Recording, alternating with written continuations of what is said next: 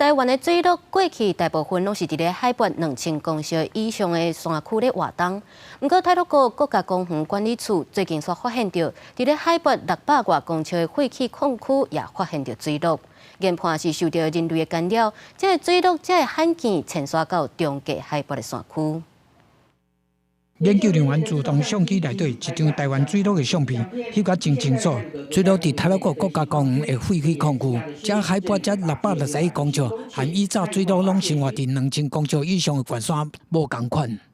以往都是在台湾高山，比如说南湖、七海这边比较容易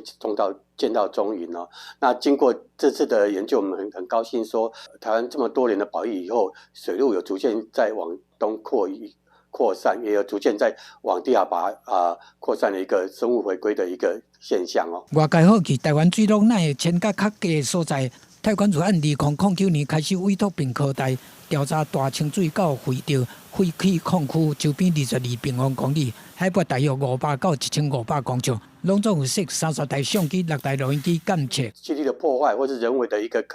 开垦了，所以造成说研究都是在2000公尺以上才会发现水路啊。那最近又因为大家的保育，台湾水路才会逐渐的往东移动，也会逐渐往中低海拔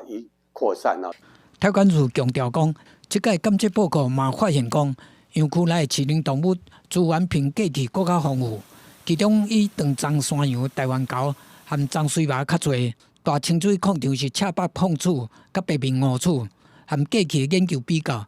但园区内的物种数量拢有增加。记者综合报道。